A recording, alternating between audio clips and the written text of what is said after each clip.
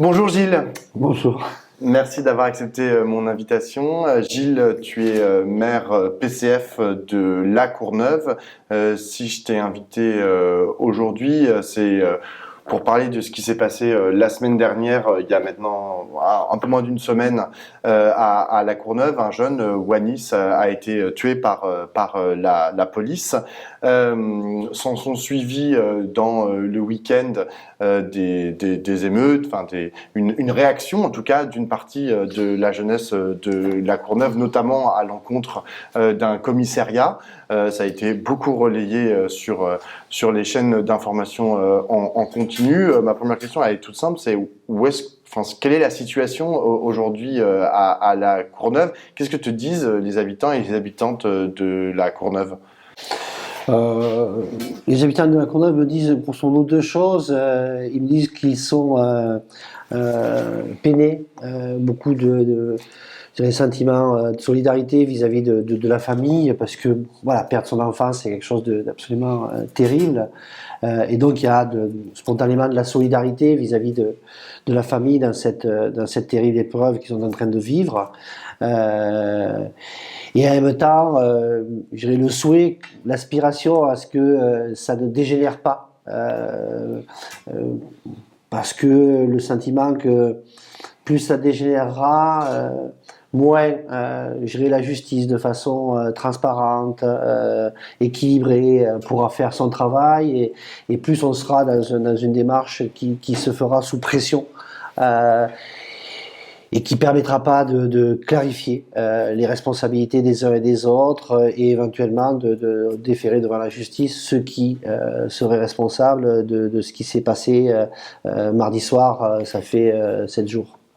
Il y a quelque chose d'un peu fataliste en fait que de constater les résonances entre tous ces jeunes qui meurent sous les coups de la police depuis maintenant de nombreuses années. Ça résonne tout particulièrement avec ce qui s'est passé pour le jeune Naël en juillet dernier, à la suite de laquelle, cette mort, il y a eu des émeutes un peu partout en France.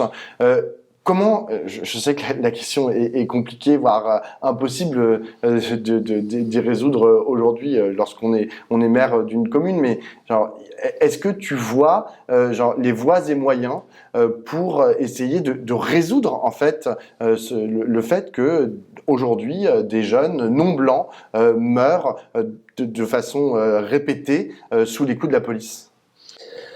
Alors, dans la circonstance d'aujourd'hui, voilà, les faits, il faudra que les faits établissent les responsabilités.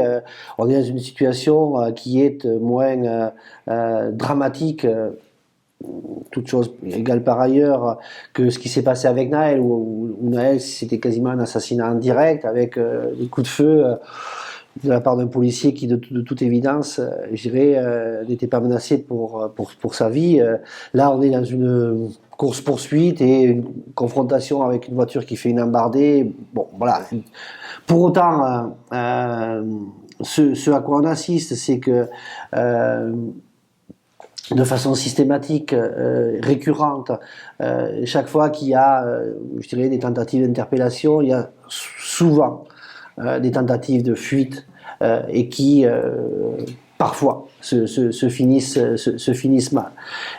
Et c'est particulièrement vrai dans les villes et les quartiers populaires, et qui fait qu'aujourd'hui il y a une vraie rupture de confiance entre je dirais les autorités, notamment de la police, et les jeunes.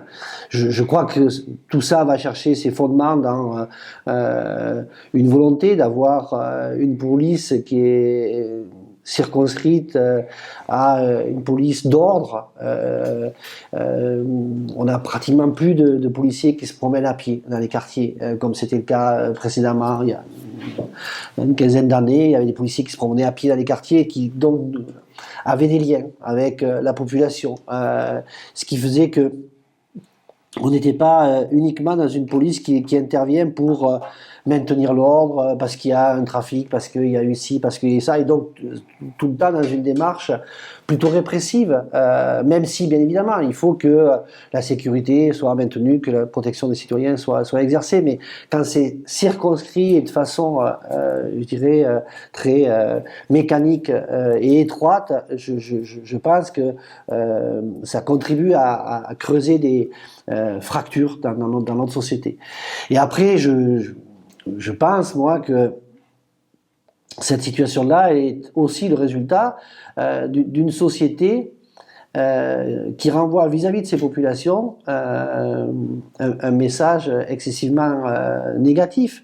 On a un message discriminant. Ce sont des territoires qui sont discriminés, où les politiques publiques ne sont pas au même niveau qu'ailleurs. Ce sont, je dirais, il y a aussi des comportements, malheureusement, de racisme vis-à-vis de ces populations. Et ce qui fait que ces populations, elles ont vis-à-vis de la société un sentiment d'inéquité. Et qui fait que dès qu'il y a la moindre étincelle, ben ça met le feu aux poudres, parce que c'est l'occasion d'exprimer, à tort ou à raison, ce ras-le-bol, cette situation insupportable qui est vécue, je dirais, du 1er janvier au 31 décembre par ces populations. Voilà. Quand sur la Courneuve, on est dans une situation où on est sur des territoires les plus dynamiques de France, aujourd'hui entre la Courneuve, ce qui se passe à Saint-Denis, enfin, sur la communauté d'agglomération, où il y a des investissements colossaux et qu'on a un taux de chômage qui est 3 fois supérieur à la moyenne nationale, c'est pas parce que les gens qui sont ici sont des imbéciles.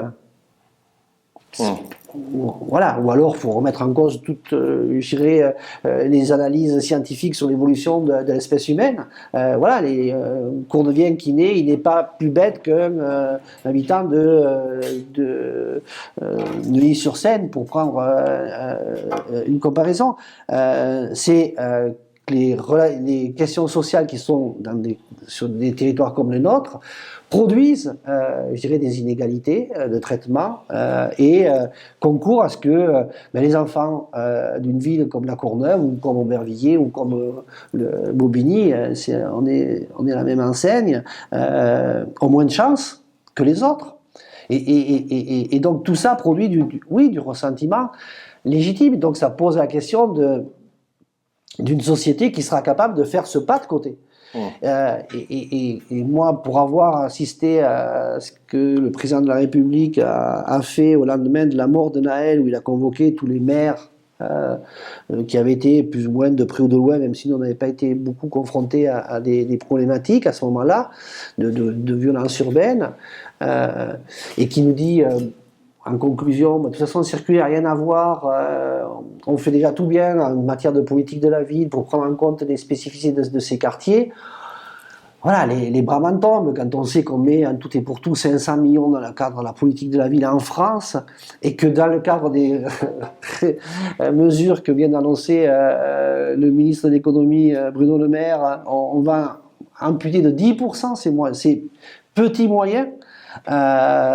Que sur le budget de la cohésion territoriale, on va supprimer 750 millions pour l'année 2024, je dirais on marche sur la tête. On marche sur la tête. Moi, c'est ce qui m'avait conduit à produire ce que j'avais appelé l'Atlas des inégalités, parce que tout ça n'est pas le fruit du hasard, tout ça est le fruit de choix politiques dans ce pays, qui se répètent malheureusement, y compris quelles que soient les sensibilités politiques, il n'y a pas eu d'inversion, et qui produit ce sentiment de rejet. Si je te suis bien, ce que tu dis, c'est élargir, voire repenser les missions de la police d'une part, ce qu'il faudrait faire, et d'autre part, repenser les politiques publiques, notamment pour travailler sur ces inégalités de territoire qui sont patentes et dont d'ailleurs, je le dis à ceux qui nous écoutent, dont tu nous avais donné une interview pour le dernier numéro du semestriel de Regard, et j'enjoins tout le monde à lire cette interview. Mais justement, comment là, tu n'en as pas parlé spécifiquement, mais le gouvernement, notamment par la bouche de Gérald Darmanin, le ministre de l'Intérieur, l'Intérieur a répondu à ce qui s'était passé mardi soir et à ce qui s'est passé ce week-end et l'attaque du commissariat en envoyant des policiers protéger le commissariat. J'ai vu le déploiement, j'ai vu ça sur les réseaux sociaux de camions qui ressemblent vraiment à des blindés, des nouveaux camions qui s'appellent les Centaures, qui ont été déployés dans les rues de la Courneuve. Hier, Emmanuel Macron, comme par hasard, il s'est inventé un déplacement à Marseille qui n'était pas prévu pour lutter contre le narcotrafic, où il est arrivé avec plein de policiers pour dire voilà, on va résoudre le problème. Eux, ils ne voient ça que sous l'angle sécuritaire. Et c'est un peu ce que tu me dis sur la réunion d'Emmanuel Macron avec les maires après les émeutes urbaines de juillet dernier. Comment est-ce qu'on fait concrètement pour essayer en fait, qu'on parle d'autre chose, qu'on parle justement de ce dont tu parles. C'est pas comme si le problème datait d'hier. Tu vois, genre ça fait longtemps en fait que la gauche essaye de travailler ces questions et je suis désolé de dire, on n'y arrive pas. Oui, mais on n'y arrive pas parce qu'on ne veut pas reconnaître, je dirais, les nécessités des moyens. Que quand il y a une situation, pour revenir un peu explosive, comme il y a pu y avoir dimanche soir, que je dirais, la société prenne des mesures pour créer les conditions de circonscrire les choses, empêcher que ça dégénère. Voilà, après on peut toujours jauger je dirais, le niveau, mais c'est nécessaire, parce que de toute façon, dans ces situations-là, on en a un petit peu l'expérience, sauf si on fait la révolution, mais c'est pas tout à fait ça. Ça n'apporte rien et ça ne fait que nourrir davantage, je dirais, de dysfonctionnement et d'aigreur. Donc il fallait que, je dirais, les choses s'arrêtent. Et donc des mesures ont été prises, y compris pour que la marche silencieuse que va organiser la famille puisse se faire dans des conditions apaisées pour rendre hommage à Wallis. Mais après, les gouvernements successifs, y compris la gauche. Moi, j'ai beaucoup participé quand Parny, qui était ministre de la Ville, a lancé, je dirais, la révision et la remise à plat de la politique de la ville. On a travaillé pendant 1 an et j'ai participé à des groupes nationaux, etc. Je dirais, tous les élus, quel que soit leur bord politique, disaient 2 choses. La première chose, il faut que les politiques publiques de droit commun reprennent place dans nos villes populaires et fassent en sorte que je dirais, l'école, la police, la justice, mais aussi les services de l'emploi, voilà, toutes les politiques publiques mettre les moyens au moins au niveau national. On sort de là, on sort de ce travail-là, où on contractualise le contrat de ville qui suit sur notre territoire de pleine commune avec l'État, et on se fixe, après avoir, je dirais, décliné ces inégalités. Il a fallu tordre le bras à beaucoup de monde, à l'Éducation nationale, à la CAF, à la Sécu, à tout le monde, parce que personne ne voulait donner les chiffres. On réussit à avoir les éléments. On travaille avec l'État. Et on se fixe l'objectif que dans les 5 ans du contrat de ville, on rattrape 50% du delta des inégalités en matière de politique publique.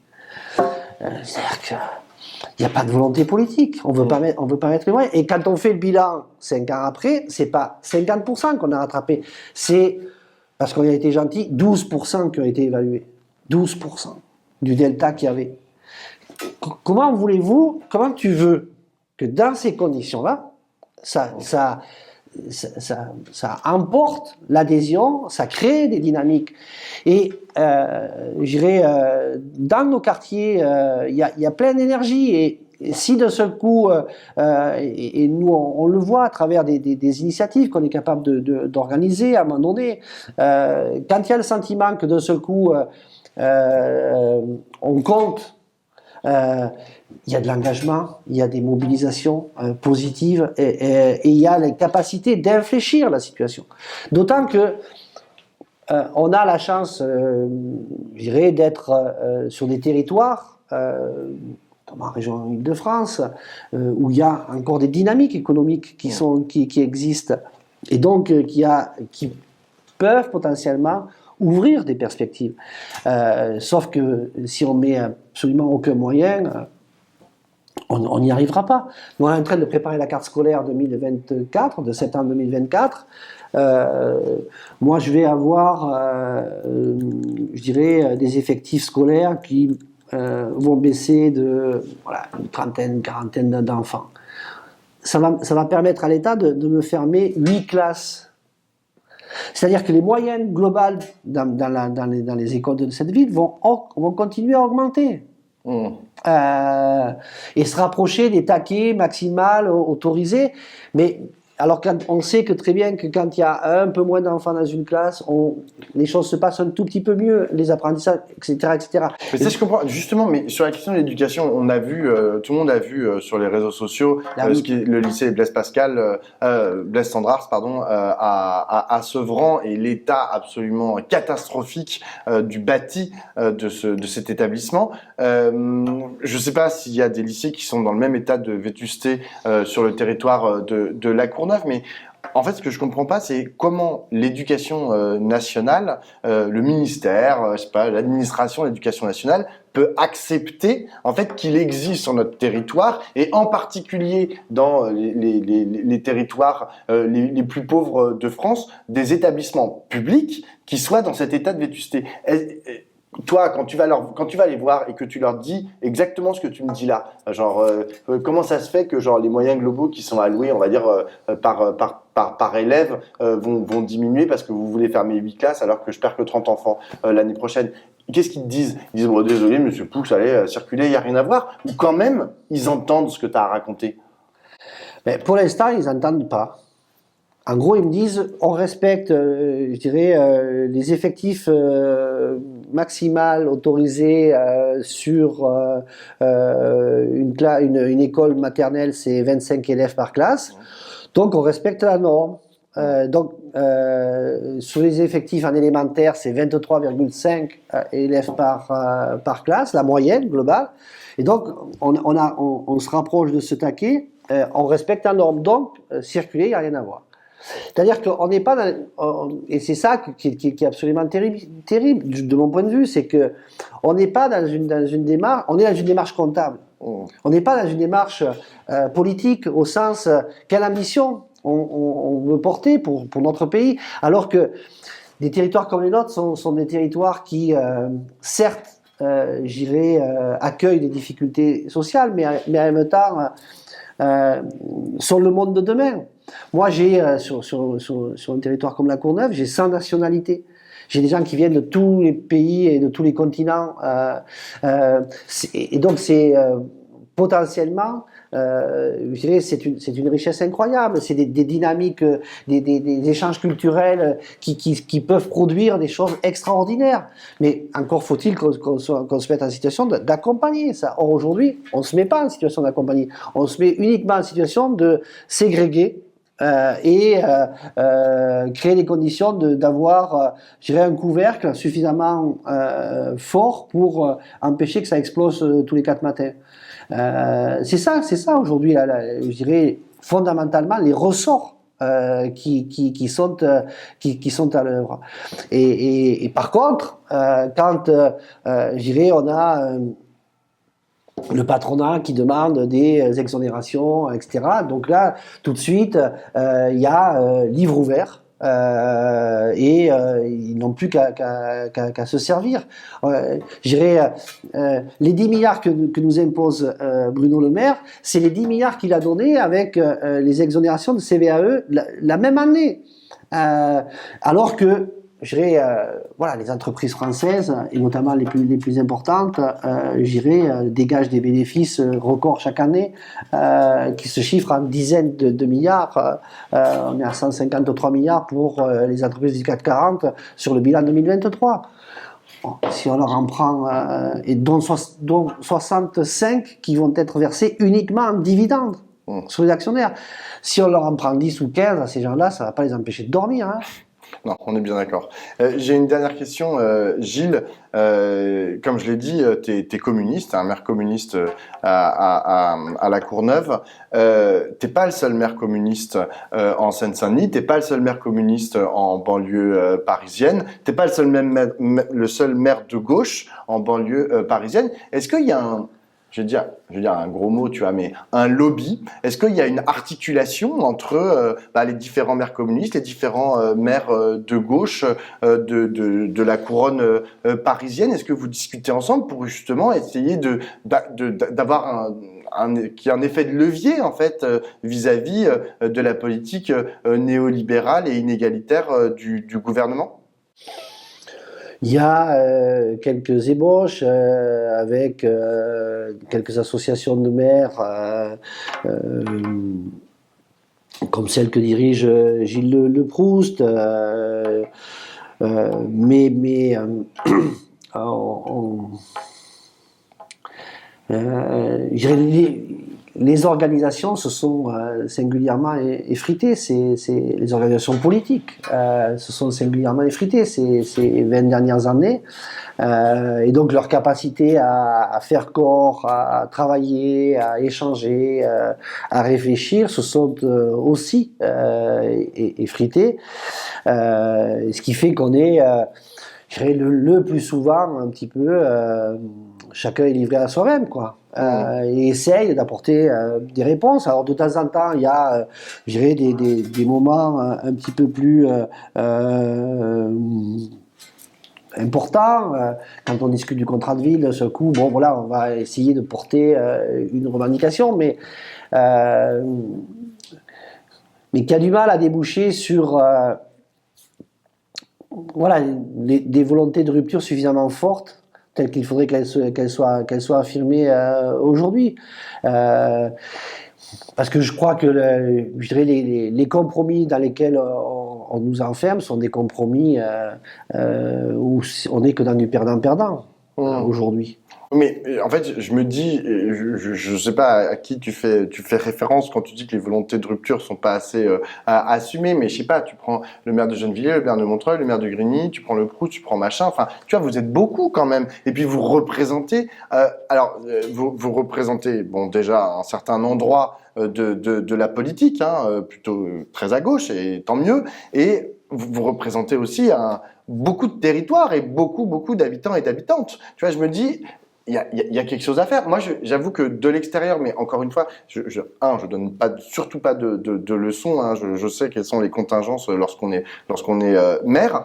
Mais j'avoue que de l'extérieur, je me dis, mais pourquoi est-ce que vous faites pas un contre-pouvoir, tu vois, un contre-pouvoir de maire communiste, mais plus largement de gauche, bien à gauche. Enfin, c'est parce que chacun est pris dans ses propres, je dirais que quand on est maire, on a aussi à gérer une boutique.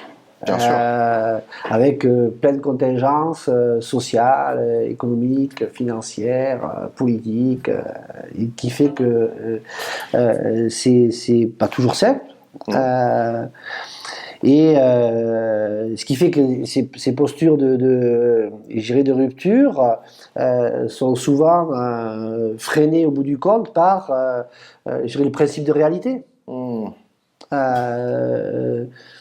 Le contrat de ville, au final on se dit vaut mieux que je réessaye de récupérer 1 million plutôt que je risque de dire maintenant basta, non, moi je ne roule pas là-dedans et je refuse ça et on refuse ça et on monte au front et on dit on va, et en se disant mais si je les perds, qu'est-ce qui va se passer, et donc tout le monde, enfin voilà, on sent bien. Tu vois qu'il y a un peu une concurrence du coup entre les territoires, entre les communes, quoi. Pas forcément une concurrence entre les communes, mais c'est surtout de se dire si j'accepte pas à un moment donné le compromis, qu'est-ce qui va se passer, et comme aujourd'hui voilà, mais c'est justement si vous êtes plein. Mais oui, sauf que justement aujourd'hui, on n'est pas plein à être résolu, à être dans cette rupture-là. Y compris parmi les cocos. Y compris parmi nous, oui, bien sûr.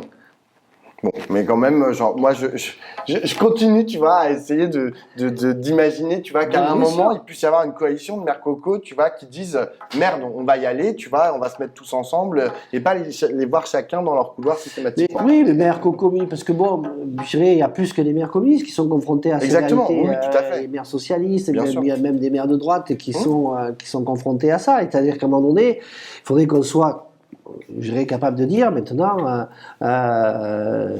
basta, on ne marche plus.